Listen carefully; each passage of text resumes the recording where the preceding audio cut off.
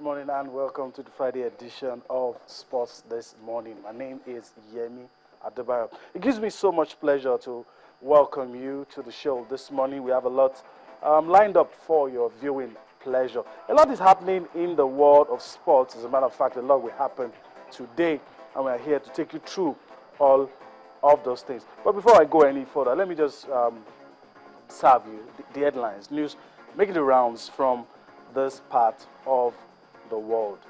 We start off with Turkish club Fenerbahce thinking big. That's what is happening this morning. The Turkish club signing players from all corners. Nani just joined.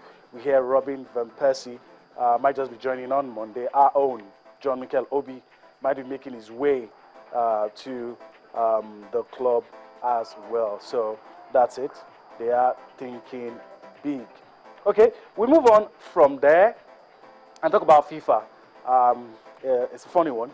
House cleaning currently going on in FIFA as we speak, and the man in your picture, Chuck Blazer, has been banned for life from all football-related activities. We'll talk about that on the show this morning as well. Well, this one, fight to finish.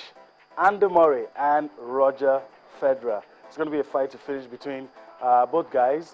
Both guys loved by the fans at Wimbledon. So we'll see what pans out. We'll see who the fans will follow in this one. But definitely fight to finish. Not much in between these two players. Not much in terms of wins and losses. So we'll just wait to see what will be the outcome later today when both guys step into the courts to vie for a place in the final of the 2015 edition of the Wimbledon Championship.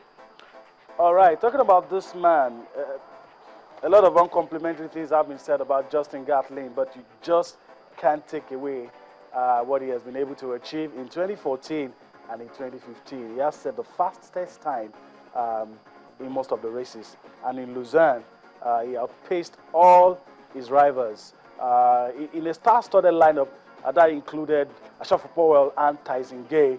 He still managed to outpace all of his rivals. Good one there for Justin Gatlin. All right, like we always do, we want you to be a part of everything that we're doing on the show. We want you to get your thoughts, your views across to us.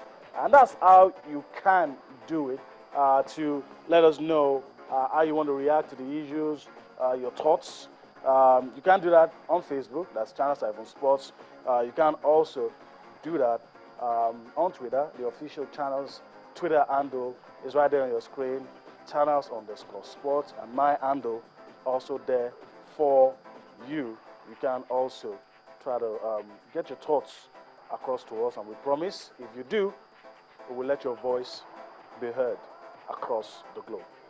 Okay, before I go any further, it's my usual practice to always introduce my partners to you, but this one I'll let them introduce themselves to you. All right, you are? And? Tonte. All right, Davis. It's not the first time here, they've been here for a while, but they are back here this month. Guys, how do we start? I think it's only fitting for us to start with Justin Gatlin. We are all eagerly anticipating that race. Let me start from you. That race in August, I think, World Athletics Championship. But Justin Gatlin has been powering on setting records, beating everybody, and the only person left to beat, he has not been able to get a chance to race against him. I think it's a good thing on the one hand that Usain Bolt is not on track at the moment, owing to injury recovery. But then again, it's a lot of plaudit to Justin Gatlin, given the fact that on his return from the doping ban, and he's been in tremendous form coming back, and it's a good one. He's putting in a good show, and that in itself is really setting the pace on the heels for him. So it's actually a good welcome back for him. I don't know if you agree, or same sentiments. Well, from Justin's perspective, it's a good one. It's a good showing. It's good results, good timing, and you know the plaudits and the accolades are all coming in for him. However, he's saying that, hey, let's keep it cool. With the World Championship next month in Beijing is not the end, and going against Usain Bolt, he's hopeful that Usain Bolt will be available, having recovered from the leg injury. At the same time, he's not looking at this win as a threat to Usain Bolt or any other athlete within the context. But from Justin's perspective, it is a good one for him, having returning from the ban. I mean, this man has so overshadowed everybody that when you talk about athletics, even if everyone is doing well, you still have to mention Usain Bolt's name. But guys, before we leave this, maybe a quick 30-second reaction from you guys. Should whatever anybody from the United States athletics team do, should we look down on it, or should it be tainted? Because most of the top guys, 100, 200, have either been tainted one way or the other. Tyson Gay, let's not forget, Mike Rogers involved. I think there's another guy in that quartet as well. So the things that this guy, the race we just mentioned, Tyson Gay came third. So whatever they do, I mean, is there a blip? Is there a question mark? Or what is gone is gone? I think Tyson Gay said something, and which has to do related to this question you just asked, and he says that they made some mistakes, and incidentally, all three, because if you put our audience put things into perspective, all three of them who came first, second, third yesterday, actually were convicted for doping at one time or the other. At one point in time or the other, and were banned. At the same time, Tyson Gay has said that they made mistakes, and those mistakes should not be counted, should not be held against them. Now, so at this time, and what is past which passed. So let's look ahead, and he's urging the media to help them to project positive, project them in positive light. I don't know. Usain Bolt says it's not fair to race for someone who has not failed any dope test, not doping violation, to race against this guy. That if any day such a person loses, it's not fair. As we leave this matter, do you agree? Well, the challenge is at his doorstep, so to speak, and the truth is, going up against these guys, there is no denying the fact that the knowledge of their actions would still remain in public domain. There will be some quarters who would still remain, quite reserved about what had happened. But then again, as in, you might see some. You might choose to take sides with both concerning this sentiment. However, you still have that more or less as in putting them out of contest. But they do deserve this comeback. Second chance. Yeah, and the case is they are taking it with both hands. Okay, all right. So talking about athletics, there, the Diamond League in Lausanne. You already know Justin Gatlin came good. Okay, let's move on and give you a slice of boxing. It's no longer news that Vladimir Klitschko, the Ukrainian champion, that's all the bets now, I think, IBF, IBO, WBA, has agreed to fight 26-year-old British boxer Tyson Fury. But what's interesting for me, I mean, just look at the stats on your screen. Vladimir Klitschko says Fury's words are heavier than his punch. And to me, that sounds a little bit funny. But just look at Fury's stats. I think he's somebody we should take seriously. 24 fights, 24 wins, 18 via knockout. I mean, and he has not lost any. And I think it's someone we should. It's intimidating when you now flip and look at Vladimir. But I think that's just, I mean, let me just let you speak. that his words are heavier than his punch. Well, one thing to take note of in boxing is the mouth definitely aids the fight. Okay. And in this event, well, we definitely know that Fury is only playing the psychological game. However, there can be how far you can go with such comments. And Klitschko is really taking it personal. And he knows that come on the day of the fight, definitely he needs to knock this guy out. And really, Fury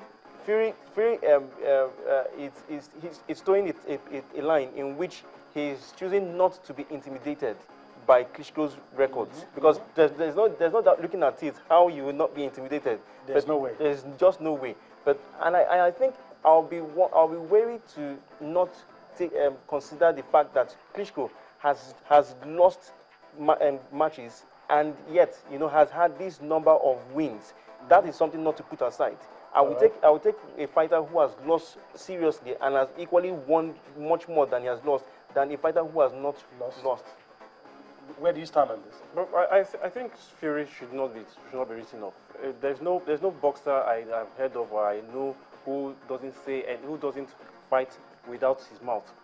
They talk outside the ring, they go into the ring and they box. Now, but looking ahead, Klitschko has said what he feels about Fury and relates him to David Hay, saying that both one thing all the British fighters have in common is their mouth. Okay. And hey, what you're doing, what he's doing right now is instigating Fury and challenging him to, hey, go close your mouth, use your fist. But Fury, he shouldn't be taking advantage. I recall Steve Cunningham, a former boxer, made reference to regards to both individuals, says that Fury should not be written off. Fury has a lot of gas, and which you relate to the fact that he's young, his age. So he's 26. He has a lot of gas. He's quick. He's fast. He's tall, which is an advantage for him, and he's highly skillful. Okay. So Fury should not be written off. All right. Both guys do agree that Fury should not be written off. For me, I'll just sit on the fence and wait for that bout. I'll wait for it to. But I do think that because Vladimir is 39, might be a bit slowed. But I mean, you don't want to bet against Vladimir. You definitely don't want. All right, we're going to go on a break. Give you something you saw in the month of May. I mean, it was everywhere. The Channels National Kids Cup. We just thought it's only fitting this morning to allow you see that final again, bring back the memories, and serve to you what we have to tell you about the update coming from the Channels National Kids Cup. Akwa Ibom State in the first semi-final. Suffice it to say that earlier today, Christ the King beat Nana Primary School.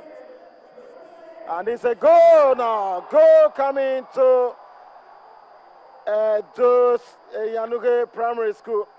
Edo team taking the lead here through jersey number 12, Egede Samuel. Egede Samuel scoring for Yanuge Primary School in this final game. And check out that unique celebration. I've not seen that before. Perhaps the one that is close to it is that of Nana Primary School. But this time, the goalkeeper, talk about Job Isanulome. Edo boys are playing with total determination. They want to keep their rear as tidy as possible. And here comes another goal! Another goal for Yanuge Primary School of Benin City. And that must be a backbreaker because they didn't quite expect it. It has come at a time. Look at Edo coming with another celebration. But at this time, Oba Otokpaye and expressing gratitude for this success. So 2 lovely goals we've seen come from Yanuge Primary School of Edo and David Adolfo of Akwa Ibom.